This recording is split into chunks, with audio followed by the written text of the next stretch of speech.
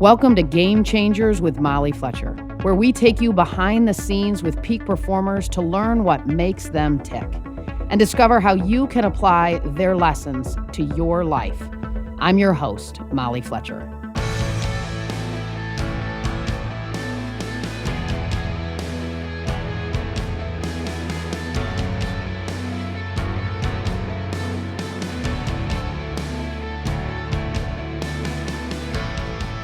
WNBA star Candace Parker has made her mark on the basketball court and beyond. On the court, she's a number one draft pick, WNBA champion, 5-time All-Star, 2-time MVP, 2-time Olympic gold medalist, and 2-time NCAA champion. We'd be here all day if I listed all of her accolades. Off the court, she's a devoted mom, a broadcaster for Turner Sports, and part of the ownership group of the Angel City FC, an LA-based team set to start play in the National Women's Soccer League in 2022. The ownership group includes other celebrities like Natalie Portman, Jennifer Gardner, Eva Longoria, and Serena Williams. Candace is also very involved in the Alzheimer's Association and the Pat Summitt Foundation in honor of her college coach. Our conversation today is an incredible look inside the mindset of an elite athlete. We talk about the life lessons she learned from legendary coach Pat Summitt at the University of Tennessee, how she's been able to prioritize being a mom first without sacrificing her career, and what drives her to compete at the highest level. Candace is the real deal. Here's my conversation with Candace Parker.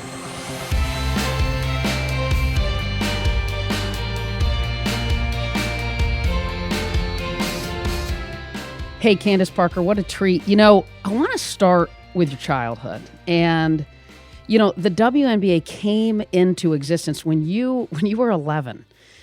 Did that change your view of what was possible for you? Absolutely. I grew up in the Chicagoland area. Yeah. And I was a Bulls fan, as everyone around the country was. But I grew up a Bulls fan, and I grew up, you know, watching my older brothers. And so I had a lot of amazing role models when it came to basketball, but a majority of them were men. And I remember going out in the driveway and shooting like Michael Jordan and trying to dribble like BJ Armstrong. And, you know, I had long arms. So I, of course, thought I was like going to be the next Scottie Pippen. But then when the WNBA started, it was kind of right around the time where I transitioned from soccer into basketball. And when that happened and I was able to kind of watch the 96 Olympics, which was basically women just dominating in all sports, as well as then the next year, the inaugural WNBA season, I was sold. I was told that I wanted to be an Olympian. I was told I wanted to play in the WNBA. And that was right around the time I fell in love with basketball. And so it really impacted my life, just in my focus, my drive, but also being able to look to the future and see how you wanted to be and who you wanted to be. And that visibility is so important, right? And I know when you think about Layla, your daughter, tell me a little bit about how this visibility matters, why this matters so much, particularly for young women and certainly for, you know, someone like your daughter, Layla. It's crazy. I sit in the middle of two generations. Right. I sit in front of a generation where my mom went to school 72 to 76, and that 72 Title IX was enacted. Mm-hmm. And she didn't have the opportunity to play sports in school. Whether she would have or wouldn't have, it wasn't a choice really on a scholarship. They had intramurals, but there was no scholarship, real women's sports at that time. And now I sit, you know, where my generation, we were able to kind of reap the benefits of those that came before us, that opened doors, that allowed opportunities, and kind of push it forward and make it better. And now my daughter, it's so crazy to see the way that she views the world. I struggled growing up with my height, with the size of my feet, you know, because you look around and you don't see many people that look like you. Yeah, sure. And, you know, I have the same body shape as you. But Layla, she can't wait to be taller than me. She cannot wait to grow. She can't wait to have bigger feet. And so we wear the same size. So a lot of the insecurities, it's interesting. She's always in my closet. Like, I'm almost there. I'm almost there. Awesome. And so visibility is important in that, just that example of being surrounded and seeing people that look like you, that are tall, that are maybe what you might become, really does make a difference on just your confidence in yourself, your ability to, take chances and push through things, the lessons you learn. I mean, if you think about opportunity, an entire generation of women missed out on not just sports, but they missed out on being able to have the tools that maybe equip them to go into the business world and go into the boardroom. And so I think that sports is just so much more than just like bouncing a ball or kicking a soccer ball or whatever. It's like life skills. And so I think visibility is so important, not just for others to see it, but also for you to see people that look like you. And I love this, right? You and Layla are part of the ownership group of the NWSL's Angel City FC, the women's soccer team in LA that's launching in 2022. What made you want to get involved and invest your resources and your time in this? It's interesting. I sit back and I think, what business partner would I want most in this world? And I look at people that are able to kind of work with their parents or work with their kids, and I'm almost envious of them because I think it's super special to be able to share something you're passionate about with somebody you love more than anything and anyone in the world. And my daughter is definitely my inspiration. I think it's important for young girls to understand that they can have ownership, that they belong, and to bring them up. And just as I'm trying to surround her with people that are tall and, have big feet and maybe different and, from diversity of thought, I say, I want to surround her with just different opportunities and not just sports. Like she doesn't have to grow up and play professional basketball. I want her to understand there's different ways. And so that was kind of the thought process going into it. I'm a firm believer in, yes, generational wealth, but also generational knowledge. And so to have her come up in this and to kind of see it from the ground up, I think it's really special and it's going to be impactful for her. Now, I must tell you, she did start drinking her tea with her pinky up the day after we got the ownership of the team. So I had to tell her, like, listen, don't act different. Like, you still got to do the dishes. You still got to, make your bed. Right on. All that. Right on. That is awesome. Did she mention, as she was drinking that tea with her pinky up, Mom, I'm part owner of a professional soccer team, right? Like, did she weave that in to the pinky, to the pinky flip? Of course. Right. That was her show and tell for that week. So, yes, of course. That's cool. That's cool. Candace, you had an unbelievable career at Tennessee. What do you remember about Pat, right? Pat Summitt, when she was recruiting you and her approach? Obviously, you and I both, she's an amazing woman, was an amazing woman and has left an incredible legacy. Tell me a little bit about that when she was in your living room and her approach. Pat is one of the most unique humans. And I don't say women because I think we kind of pigeonhole her by saying she's an amazing woman leader. No, I think she's an amazing individual as just a person, not even a woman. If you think about like the way that she operates and how calculated, how she works hard. I think everybody sees the championships, but when she sat in my living room and she was recruiting and trying to get me to go to Tennessee, she didn't promise anything she couldn't deliver. Like, it wasn't like some places where it's like, you're going to start all 4 years. She's like, no, you're going to get here. You're going to earn it. You're going to work for it. And then we will determine what your path will be. And I think the biggest thing nowadays is, especially with social media, with Twitter and with all these avenues to voice your opinion, there's a lot of people talking. And there's not many people that are putting action to those words. And there's not many people that are actually listening either. And she did both. She put action to every word she spoke, both in good times and bad times. And she definitely, like 1,000% listened. In huddles, we see the motivational speeches, and she was unbelievable at it. But she was one of those coaches that would look at us in a timeout and say, what do you guys think? And then as I got older, I realized that wasn't normal. Like, when I started changing, I got, different coaches, and you have the egos and you have the whatever, and they don't want to hear what you have to say. Like, that's what I came from. And so that was kind of my expectation. And Pat Summitt, she lives in everything and every everything that I do and every day. So the way I parent, the type of, friend and mentor that I try to be. What if you had to think about the couple things, and this is a tall order, right, that made her so special? What comes up for you? A lot of times when things are going well, you hear a lot of voices. Mm-hmm. You hear everyone taking credit for what's happening. You hear a lot of energy. And Pat Summitt was the type that even when things were going wrong, she was the same individual. She was the same person. And I say that with the metaphor of like games, like games and, in practice situations. But I also say it with life. It's easy to spread all these quotes and how to live and what got you there and all that stuff when you're winning and hanging banners. Like, that's easy.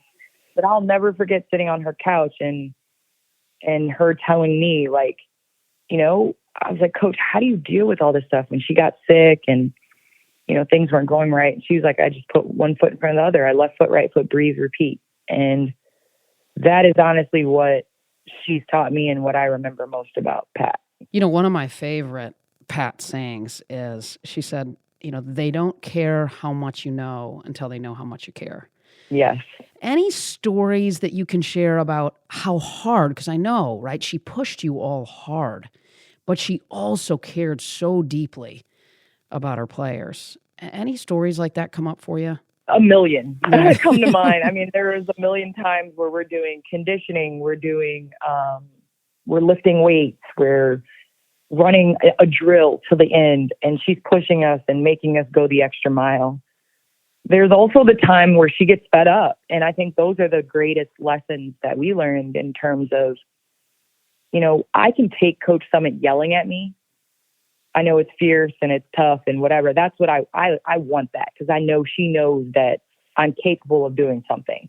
But when she kicks us out of practice or tells us we're done or whatever, those are the moments I think we learn the most from, because we realize like we weren't doing our part. Like we weren't putting in what we could.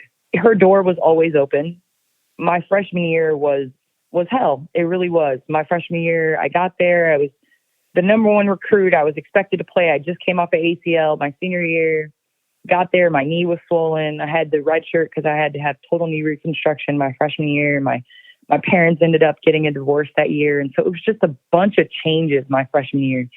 And to start that semester, she said, every Monday, every Friday, I want you to come in and I want you to do your homework and eat lunch here. And I was like, and she's like, you don't have to talk if you don't want to, but I want you to know you're able to. And the first two sessions kind of went by. I was a little quiet. And then by the third and fourth, it was something I looked forward to. I enjoyed it because I was able to express how I felt. And I think those are the times that we started becoming more connected. Everybody laughs and says I'm her favorite. And now I don't even try to say I'm not. Hey, girl, I'd accept that and run with it. Yes. Like Coach, she just had open door all the time. And I think building a connection with her players and having that expectation of you're more than just like a basketball player. Like you're more than just how many wins you can get me, really was special about her. What came first, do you think, right? She was hard on you, but she cared deeply. And I know that's sort of an interesting question, but what came first? Was she hard on you and then she loved you, or did she love you and then she was hard on you? I want to put something else in there if I can. Yeah, please. I want to put respect. I want to put respect, and respect always came first. And when it didn't, we struggled. And so I think it was the respect there. So even if she was hard on me or even if she cared, it was the respect that I had for her that allowed her to do both of those things. And that was developed over time. And I think a lot of what she taught me in terms of her being able to yell and scream and then us come back together and sit down and eat lunch after getting kicked out of practice or whatever, it was the respect. And respect is something that's very crucial, and it's built over time, but you can lose it in a second. Sure. And so I think that's something that with parenting, that's huge for me. Like I want my daughter to respect me, and I want to respect her. And so I think that's kind of what came first. You know, you came into the WNBA, you came into the league in '08, and that year you won Rookie of the Year and MVP, which is absolutely incredible. What would Candace now tell Candace entering the league? Candace now would tell Candace entering the league that you think you have a lot of time, but it goes by really fast. There was a lot that was coming at me at that time, you know, especially in the first 4 or 5 years. But you're starting your career and you think, I've got years. I've got years to do this. It's next year. It's next year. At the end of the year, it's always next year. And I would look at this vet that maybe wasn't coming back next year. And as I kind of got farther and farther along in my career, I realized I'm closer to that person than I am that bright-eyed rookie coming in. Mm-hmm. And you realize how quickly time goes. And there's also the opportunities that are lost. Like every year doesn't present the same amount of opportunity. So sometimes when you lose out on that year, you're never going to get that back. So that's what I would tell young, bright-eyed, bushy-tailed Candace. You know, I think this is cool, right? In '09, your miracle, Layla, was born. And, you know, I think this is a pretty underrated stat, right, of yours. I think you returned to basketball like 7 or 8 weeks later. What was that process like, right? That process was one of the most beautiful experiences of my entire life, just in terms of bringing a child like into the world and being their, you know, their source of life, I think, but also just continuing that drive to be happy, you know, like I never wanted to sacrifice my family for my career or my career for my family. I wanted to have both. And I was so lucky to have a support system around me that enabled me to go and perform and know that everything was okay. It was very difficult in terms of I nursed Layla for 13 months and she went everywhere with me, which was great. But, you know, you're second in the league trying to connect with your teammates. And it was a difficult, trying time. But at the same time, I wouldn't change it for anything because she's been able to see me, you know, grow up. And we've kind of grown up in this profession together, which has been fun. I mean, I think about you. I think about Serena Williams, you know, athletes who are, I think, redefining what it means to not have to choose, right, between career and family. How have you navigated it? It's interesting, the narrative, how things have changed. And I'm so proud to be a part of that step forward now. I mean, especially within the WNBA, just the amount of CBA changes that we've made to basically encourage and to support mothers more than we ever have. It's difficult with the amount of questions that I would get, that a working mom gets, as opposed to a dad. You know, I would always give the example of Steph Curry and LeBron James. On the road, they're never asked where their children are.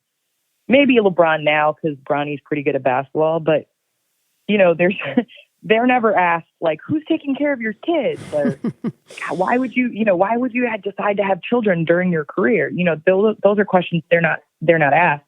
But at the same time, now fatherhood is becoming like paternity leave, and you're seeing more and more players that are missing games for the birth of their children and more hands-on. So there's been kind of a change in both lanes, and I think it's both directly affected, you know, both, honestly. As a mother, I feel more supported now.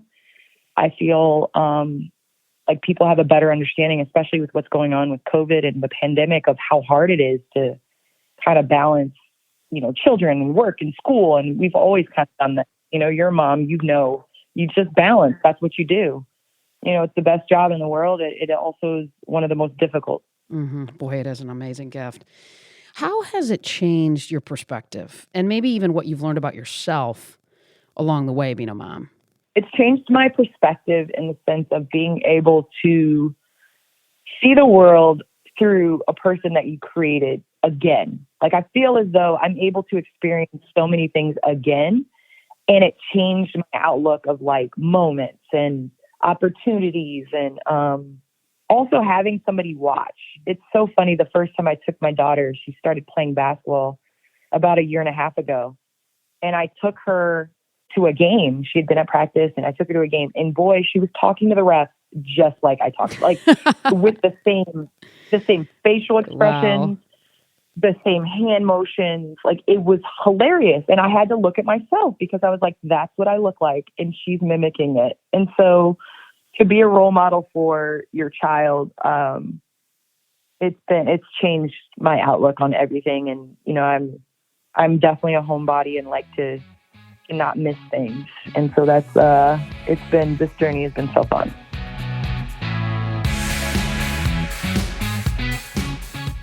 You made it. 2021 is here. And with it, you've likely set some new goals and challenges for yourself.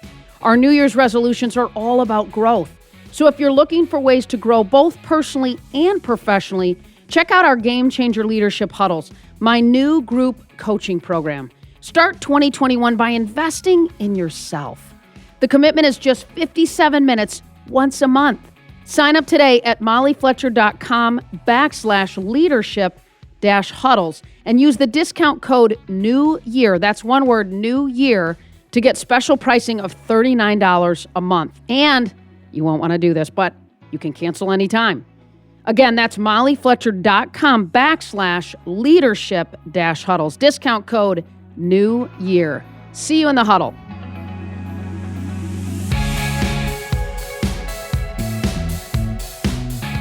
You know, I think so many people don't realize, right, the grind that WNBA players go through and sort of the overseas and the off season and all of that, right? How do you feel when you reflect, right, on the sacrifices? I mean, you made a tremendous amount of sacrifices to have the level of success, certainly on the court and now clearly in the booth. It's so good. How do you feel when you look back at those sacrifices that you've made over the years? It is a grind. I think the biggest grind is going overseas. Yeah, like, totally, I look back right? and, you know, you go overseas and literally it's just like one season after another, and you're just surviving until the next season. You know, you're limping into preseason from postseason of one overseas season into WNBA season, and then you're limping from WNBA season into preseason and overseas, and it's just like, it just keeps going round and round and round, and then you look up and it's like 9-10 years later. It was difficult just spending, you know, Christmas in China and trying to figure out how to get my daughter's gifts over there without her knowing or seeing them, experiencing that. But I think that's kind of shaped our relationship, and it's kind of shaped our family dynamic and appreciating being home, but also understanding, like, it was a blessing to be able to experience that. It was great to be able to experience different cultures overseas and to meet different people that we still keep in contact with. So I think looking back, it was difficult, just day after day after day. The days were extremely long and, you know, all that. The seasons were long, but it was all worth it. Well, and I'm thinking Layla has more, you know, passport stamps than I do, right? At 11. Yeah. Good for her. Has she enjoyed all those trips? Yes. She was on a plane to Russia at 5 months. She has been everywhere. Literally the first 2 years she went on every single trip with me. And she's an excellent traveler.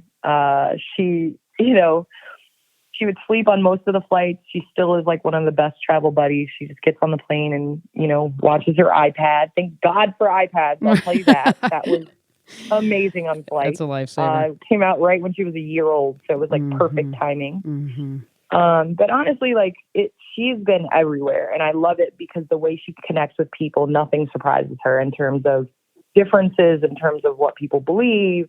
You know, she's used to, you know, different cultures. So that has been great to us. What are some ways that you work on your mental game, your mental toughness, your mindset? I work on my mindset a lot in times where, you know, you have all this positive affirmation during times when you feel good. Like, you read all this, you know, all these books, and, you know, I'm a big self-help reader. So I'm, you know, reading all these. I've read a couple of your books as well. I actually, yeah, but, I'm a big, you know, believer in reading and all that stuff. And so then, but the test is applying it when things aren't going well and staying in your space. And with that being said, I think that's the biggest time that I learn about myself and my growth. And in all of that is when things aren't going well. Am I able to apply what I've learned and what I'm trying to work on, and am I getting better at it? And so that's kind of my challenge. You know, when you get angry, it's easy to kind of slip back to the way you were. And, you know, I try to take steps forward. Do you have any, mindset, mental game sort of rituals that you lean into consistently? I think about our business leaders and others listening that maybe they could lift up and apply to the way they wake up and navigate, tough competition, if you will, whether it's sales or tough meetings or leadership challenges or things like that. I lean on discipline when motivation is gone. And that discipline is established throughout time. And it comes from yourself. Yes, as kids, as young adults, as people, we can have other individuals that discipline us. But when you start being able to do it yourself and you start change, like a lot of people say things, but how are you doing it? How are you, motivating yourself and holding yourself accountable to the things that you say? Mm-hmm. My challenge, I don't like cardio. I do not like cardio. I will just come out and say, I'm with you on I that, am not girl. a cardio. Right? I am not a cardio person. Yeah, I'm not. But I write cardio in my schedule like a meeting. Like that is something I have to do, and I try to hold myself accountable. And so I think that's the discipline is there are ways to make yourself do things. It's not by accident that we work better when other people are telling us the schedule or what to write down or whatever. Like you can still do that. It's just people's desire. They don't want to. And so I think this 2020 has been discipline for me because there's no reason not to. Like you have the time to do cardio.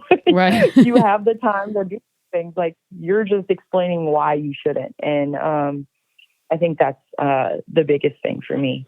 I think it's cool what you said too. You put it in your calendar. I always believe that you've got to look at, your time through the lens of energy and be intentional about scheduling the things that are a priority. Because I think what we schedule often gets done. You've won quite a few championships over the years, right? With different teams, different teammates, right? What are the top 3, maybe non-basketball related characteristics that you want in a teammate? Wow. I'm firm into the ability. I mean, I know people throw out growth, really important. Mm-hmm. And, they say that and it is, but I think it's sometimes the willingness.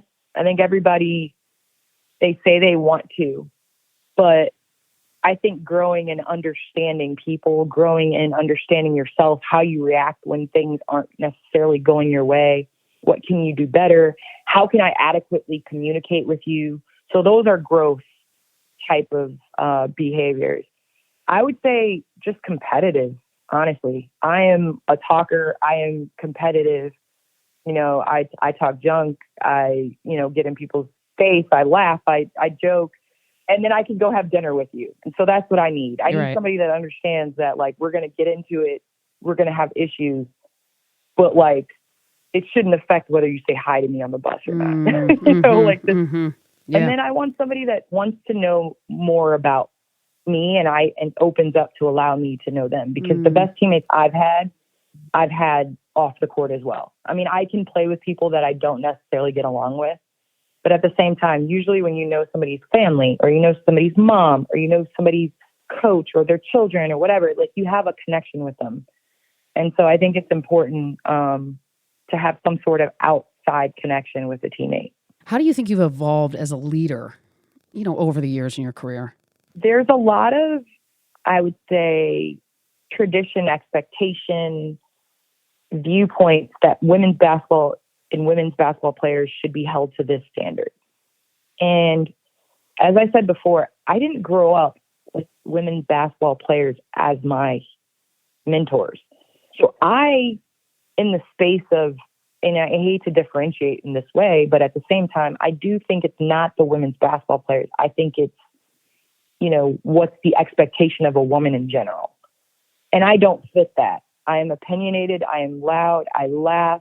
I'll wear heels and then I'll wear sneakers and then I'll wear a suit and then I'll wear a dress. Like I don't fit under that standpoint. Like I don't fit under that umbrella. And so I think a challenge for me as a leader is maybe understanding different people are different. And I can't speak to or be the same as a leader with everybody else. And from where I can't come from, like my dad was super hard on me, Coach Summitt super hard on me. So it was just, that's the way you talk and you have the respect and you love, so they know that this is coming from a good place. Well, sometimes the tone of your voice and what you're saying does matter. And that's what I've kind of had to evolve into over the time. And then also just opening up. I think leaders, we think they aren't vulnerable or they can't be vulnerable, but you have to be, especially in this day and age. And so I've had to like open up myself a little bit more. I was more to myself earlier in my career. Now I'm trying to be, more open with my teammates and kind of let them in a little bit more. Have there been times in your journey where you maybe struggled with a little bit of self-doubt, right? And any stories come up for you like that or times? And what helped you get through it? I've had so many injuries over my career. And every time it's like, could this be it? Like, am I done? Like, will I never feel the same? And there's always been that self-doubt. And I'm a big, like I said, I write stuff in my calendar, but I'm also I'm big into goals. And from the microscopic level all the way to if you have a telescope and you're looking into where you see your goals, where you want to get to. And I honestly feel as though that has helped me during those times when I don't feel like I can come back from injuries, or I don't feel like I can come back from, different experiences or different letdowns. I lean on my goals and I lean on writing. I'm a really, now it's kind of turned into video, recording, but I think to be able to see your growth, like a lot of people forget where they were. You forget that feeling you had when it sucks or when you lost or whatever. Right. So yeah. And so to be able to kind of like look back on that, I wrote a lot in high school when I got injured, when I tore my ACL, and to be able to look back and see my mindset from then and to see where I've come and what I've overcome. And, it really gives you a lot of perspective. And so I'm really big into that, making sure that you're reflecting on where you were at the time. And I'm always hearing you say that when you're trying to recover, right? When you're recovering or grinding it through rehab, that the goals, you lean into those almost as a vision for where you're going and sort of why it's important to lean into this recovery and put in the work. Is that what I'm hearing? Definitely. But I also feel as though a lot of people, and this goes with me with cardio, when you miss one, it's easy to reason to miss tomorrow, right? It's easy to be like, oh, well, everything's cool. Like, blah, blah, blah. I don't have to do it. But those cardio sessions, those reps, all that adds up. It honestly is kind of like that mindset of if I'm skipping 2 or 3 reps, those 2 or 3 reps add up over time. And, that's so important, is to continue that mindset of whatever you set out to do. Yeah. Little moments make big outcomes, right? Yes, 100%. What's your approach to goal setting, right? You talked about how you're big into goals. What's your approach? How do you approach it? What do you do? Man, I am one of those people that love to just throw out crazy goals and then just watch the people's faces around me be like, oh, there's no way. And then as soon as somebody tells me there's no way, then I know I'm going to do everything in my power to try to achieve it. Like, my family knows, don't tell Candace that she can't do something.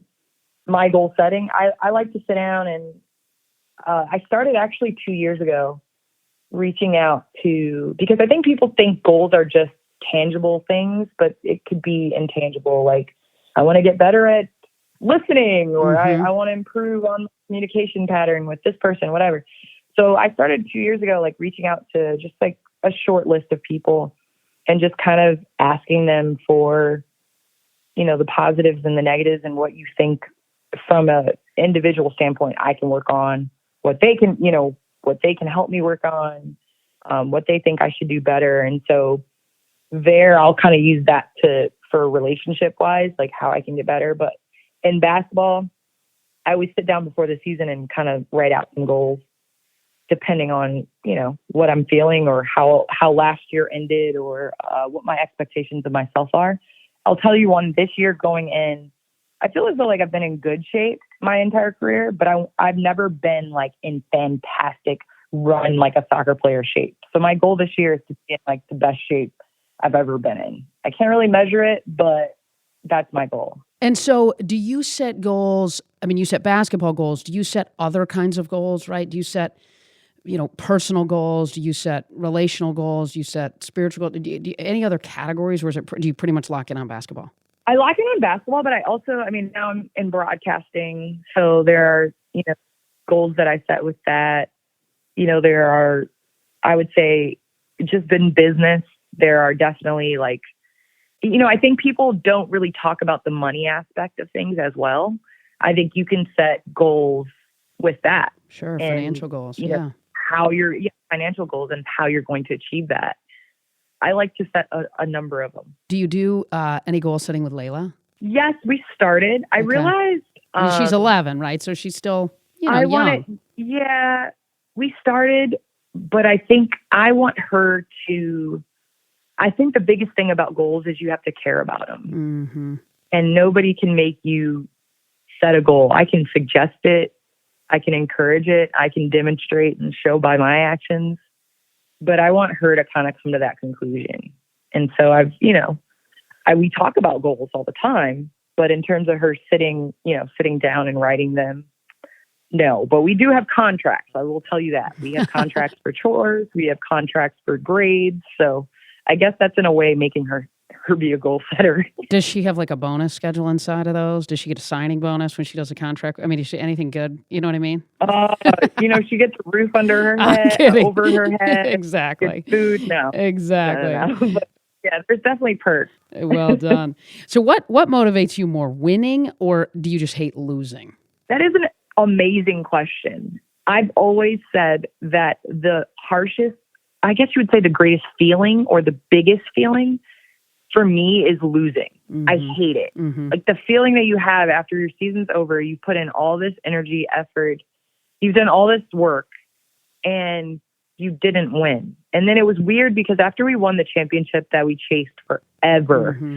in 2016, and we won, I was like, I feel great, but it's not the feeling that I thought I would feel. Like, I want to do it again. It's almost like it's like you're just like, okay, we won one. Now I want to win again. Like, how do we do that?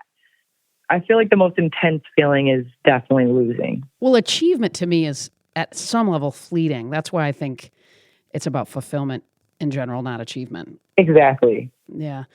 So I know it's important to you that you're viewed as more than an athlete. What do you want the world to see when they look at Candace Parker? I really want, top of the list, a mom. I think that's the most important job that I've ever been able to do. And with that being said, I definitely want mom to be the first thing that comes to mind. But I also want it to kind of be like a new wave of the expectations of women. I think we're at a time now where it's like, it was like a perfect storm in terms of just the generation. Like, I think about, I was born into a generation before, like or a generation before that, like the opportunities. And so I think it's just taking advantage of the opportunities. Like, I want people to understand that that's what I want to do. Take advantage of the opportunity and leave it better for the people coming behind. Well, and I know you're working on that with the Pat Summitt Foundation. Tell folks a little bit about your work with the foundation. The Pat Summitt Foundation, it's really special to me because I feel as though Alzheimer's is a terrible disease, and it is a disease that a number of people, after speaking and doing work with Pat Summitt Foundation and Alzheimer's Association, I realized there's so many people that have family members that have suffered from this disease, and it is something that impacts a great number of us. And I think Coach Summitt, we thought, was going to just be synonymous with her impact in women's sports and women's athletics. And she was going to, and she impacted so many, millions of people. But her impact in the Alzheimer's space and helping and finding a cure, I think, will be even more of an impact than she had in women's basketball. And, I think that is what she's always been about is, making things better for others. And so to be a part of it and to to kind of help, obviously raise money, but to see the work that the foundation has done, Alzheimer's Association has done to provide care for others, as well as, better research, hospitals. Coach Summitt has a wing in the UT Medical Center in Knoxville that they opened and named in her honor. And so there's just a number of things that we're going to continue to honor her memory, but try to help others as well. So, Candace, I want to hit you with some rapid fire to wrap it up. Sound good? You in? All right, do it. You know how to fire quick. So, introvert or extrovert? Extrovert. One word to describe yourself. Ooh, rapid fire. One word? I would say, I would say energy. That's what I would say. One word your teammates would use to describe you. I would say curious. That is one of the things that we hear all the time from amazing athletes, entrepreneurs, leaders. Really? Yes. That's so interesting. Yes, totally. Who's the person you'd most want to trade places with for a day? Oh, my goodness. I'm the biggest Jay-Z fan ever.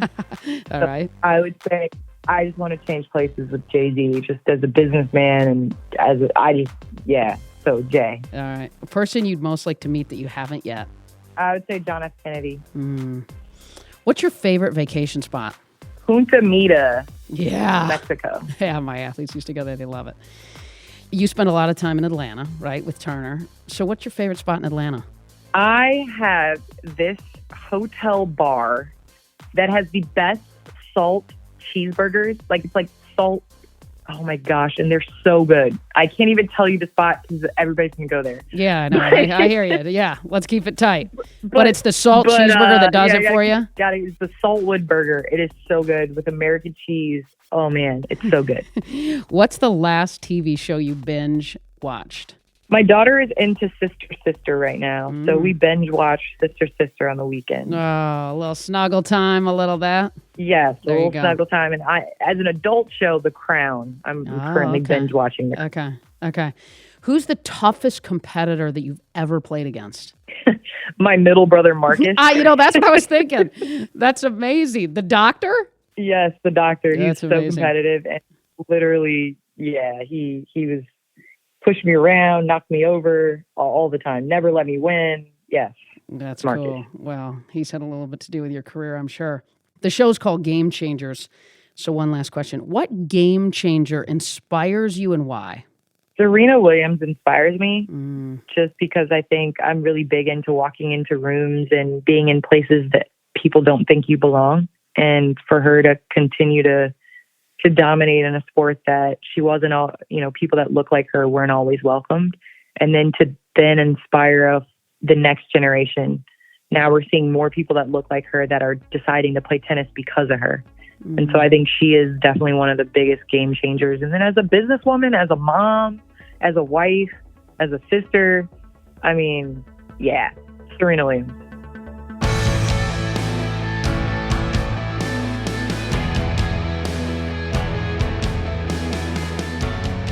I could have talked to Candace all day. Here are a few of my favorite takeaways from today's show. Number 1, visibility matters.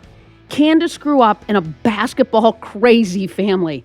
So when the WNBA came into existence when Candace was 11, it changed her idea of what was possible. Today, Candace and her 9-year-old daughter, Layla, are part of the ownership group of a professional women's sports franchise. Talk about full circle. Love it.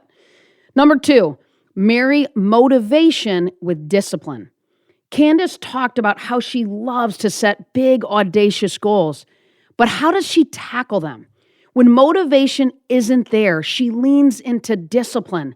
That's mental toughness. I think all of us can use a little of this mindset shift from motivation to discipline as we lean into goals and resolutions in 2021. Number 3, be curious.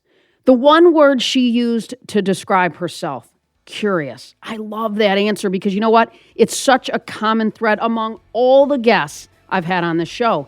Curiosity opens doors we never knew existed and broadens our perspective.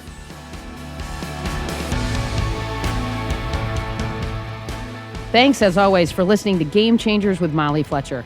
If you like the show, be sure to subscribe on Apple Podcasts. There you can listen to previous episodes and leave us a review, which helps other people find out about the show. For more about me, visit mollyfletcher.com. Until next time, stay curious and be bold.